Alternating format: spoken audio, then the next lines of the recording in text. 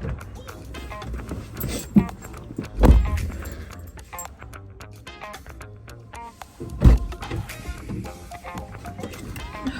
Hi. What's that? It's a camera. I don't know. What are you doing here? What are you doing here? Hey. Why is there a camera? I don't know. Guys, it's time. What? For what? Podcast. Podcast? What podcast? Carpool Podcast. Hi, welcome back to another episode of Carpool Podcast. And today we're talking about toxic productivity, and this is our guest, Hannah. Hey, I'm Hannah. Thank you so much. I'm an exchange student at LCC, and this is my senior year of studying psychology and being a psychology major, and I'm a current victim of toxic productivity. Okay, so for everyone who doesn't know, could you please define toxic productivity, what it consists of? Okay, so toxic productivity is a broad notion, but it's more about obsession with productivity and less about actually being productive. So there are kind of like three signs and three ideas of what toxic productivity is. And first of all, it's about prioritizing your productiveness, prioritizing your academics more than your health, and then being restless about it, like having all the thoughts about you need to do something in your head. And yeah, also it's about struggling to be with yourself and to have any rest in general. Yeah, so that's like a short definition of it. I feel like coming from definition, we can kind of guess why we're talking about this and why it's important to talk about it. But like for you, why do you think this topic is like it does deserve to be talked about? Okay, it's a lot about statistics and what we get, like the tendencies we can see in society right now. Because if we look at different research, we can see that the level of depression, the depression levels, they are increasing a lot through last years. The level of burning out is decreasing a lot from when we are looking at the last years, and it's especially this tendency can be seen for young people, so like from 18 to 24, 25, which are basically college students. So we are in a high risk for like those issues, and those issues are tightly connected to stress. And the highest level of stress we are getting from school, we are getting from our academics. So I see it as a very important topic to talk about, because if we don't manage it, we are not only in that risk group, we are with those issues. So yeah.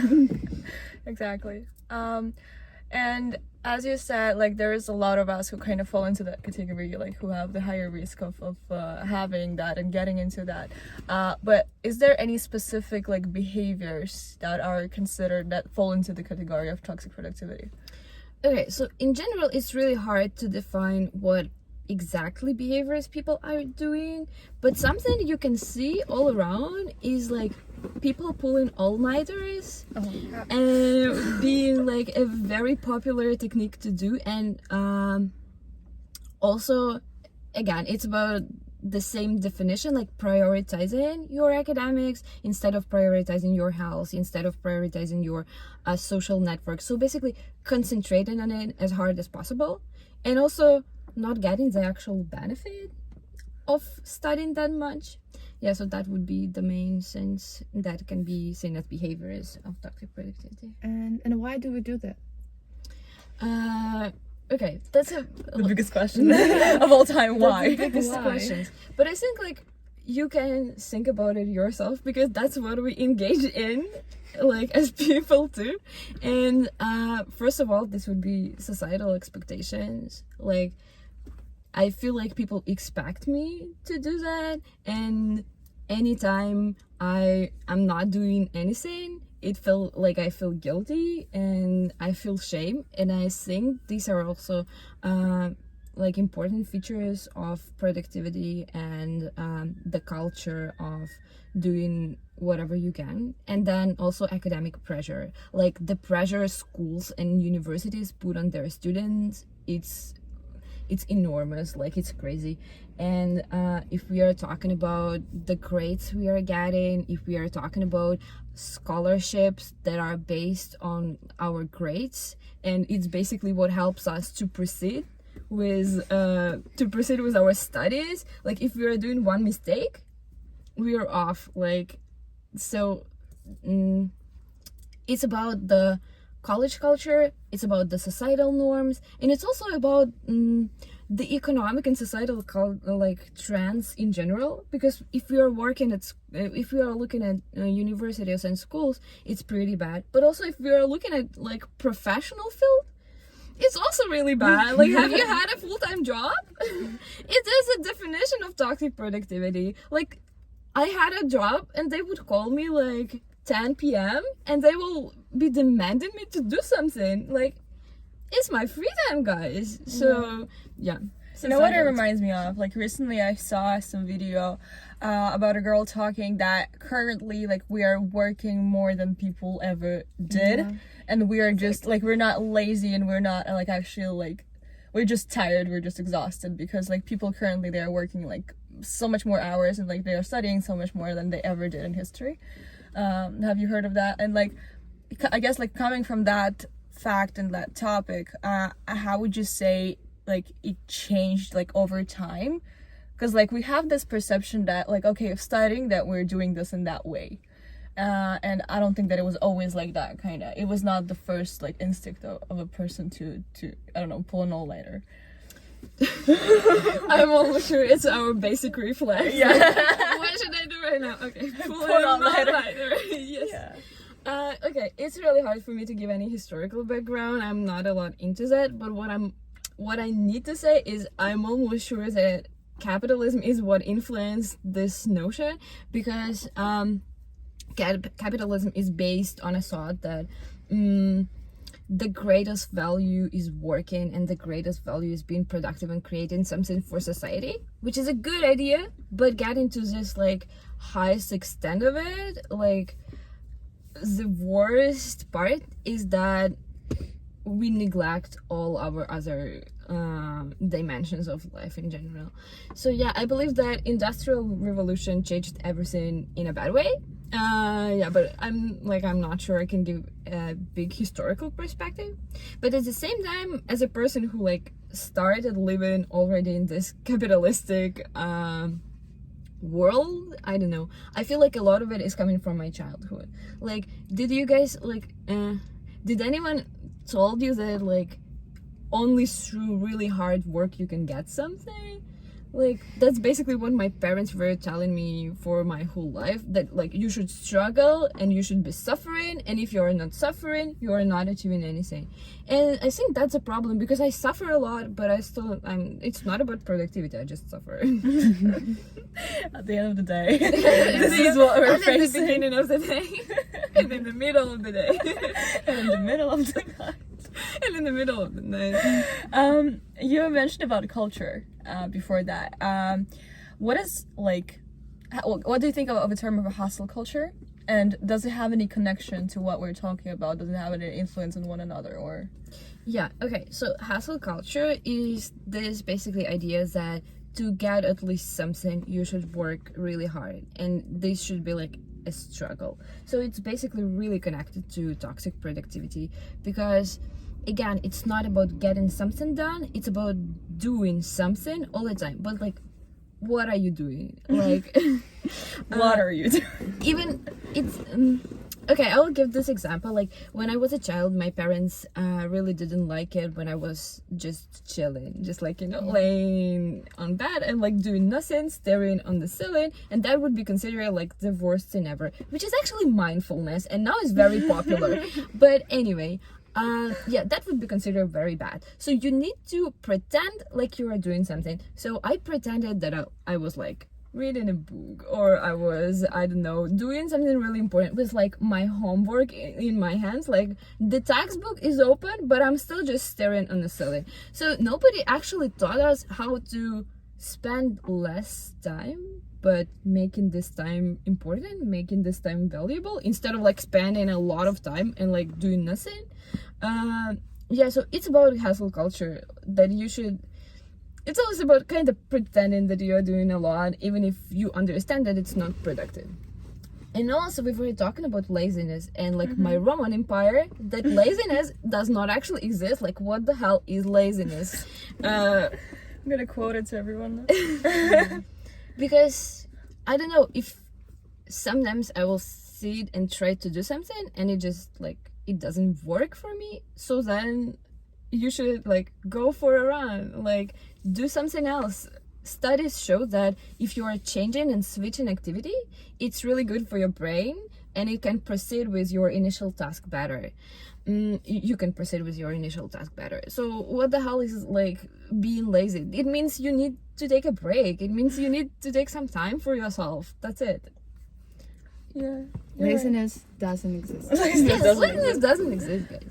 Also, I want to point out that talking about toxic productivity being super unproductive, it's also about harming your health in general, because what we're talking about here is like pulling all-nighters. Okay, if we are taking this example, first of all, you're getting sleep deprivation, and you are getting sleep deprivation from like 24 hours. If you're not sleeping more than 24 hours, it's like you're sleep deprived, definitely. But even with least amounts of like neglecting sleep, it's bad.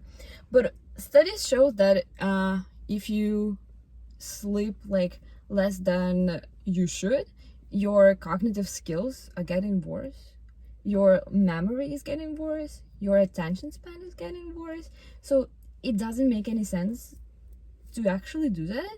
And even if you are trying really hard and you are gaslighting yourself into thinking that you are working better at night, that's bullshit. That's what I do. That's bullshit. Yeah. Talking about sleep, I remember also you were doing a research Yeah, I did. on sleep I debt, wrote a 'cause, paper like, on sleep Really? debt. and like how like the consequences of like not sleeping enough, they actually go not just like for now and like destructing your health now, but it just goes like for many years in the future. Yeah. There Yeah. are a lot of negative consequences, both on the mental health and on physical health. And it's just crazy. We need to sleep, guys. We need to sleep. Right now. Okay, bye. Yeah. But like, okay, if we're defining like the hustle culture, how it is connected to toxic productivity, but I know that there is another like extreme like parallel to that, is that some people just call one thing another, and another I mean healthy ambition to actually achieve something. Like I'm like going for my goal, and how like do I like differ?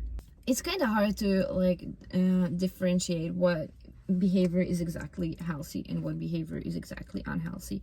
But it seems to me that something you actually can do is to think what your goal is. Like if you're trying to achieve your goals, like you are planning. If you are able to do some planning and to stick with this plan, it would be more healthy. That's first of all. Second of all, like prioritizing not only your academics, not only your job, not only your studies, but also your social life, your health, because putting priority on your health and putting priority on spending time on something else is gonna make your other priorities work better. Yeah.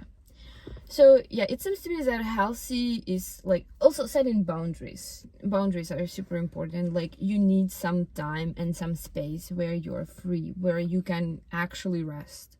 And it also seems to me that toxic productivity is connected a lot to procrastination. So when you're basically struggling to start, when you're struggling to at least do something, and procrastination is like a sign that you do not get rest, you do not allow yourself to get rest. So that also should be a priority. So getting rest is healthy. And yeah, I think if you are getting rest, if you are like if you're trying to follow like your health, if you're putting priority on that, that is like a healthy ambition. So you are working on several fields of your life at the same time, instead of like concentrating and hyper fixated on something, like one thing. And I have these things, so even when I'm rest, I feel guilty for that. So is it somehow connected with toxic productivity? What is it? What is it? Why? Yeah, so the feeling of guilt and shame are really connected to like toxic productivity, because again, it's about social expectations. So if you're feeling good, it's like bad for you. Yeah. Is there a way like actually to get out of it? Because like if we start to prioritize, we start feeling guilt and shame for that. But is there a way kind of out of this like circle? of guilt, but then again toxic positivity, and then again trying to do it healthy? Honestly, like, it's a very good question. Like, if you Google that, you will find Nothing. no, you will find a lot of stuff on how to actually do that. Like, you can try mindfulness techniques so you can better concentrate. You can try planning, and planning is definitely gonna help. But at the same time, it seems to me that societal norms are really strong, and it's really hard to overcome them. And I'm sure that it's possible to get your degree and then to get to like the job market without getting like into hustle culture. But for me, I didn't get to that point. And yeah, so some mechanisms are the mechanisms we have already talked about when we were talking about a healthy ambition. Yeah, so that's basically what you should do. And if you can do that, I understand the struggle. I'm in the same situation, and I just think it's a process that takes time, and it takes that much time because it's rooted that much in our childhood and rooted that much in our culture. So that's basically very logical. Okay. Any last words of advice? Guys, we're all in this together. Yes. Last words of advice. Yeah, sometimes it seems like making yourself do something is the best option, but usually it isn't. And just like live your life, living our lives would be really good. Yeah, I don't know. Sleep, eat. I don't know. Great. Okay, then thank you for coming. Thank you for hosting this beautiful show.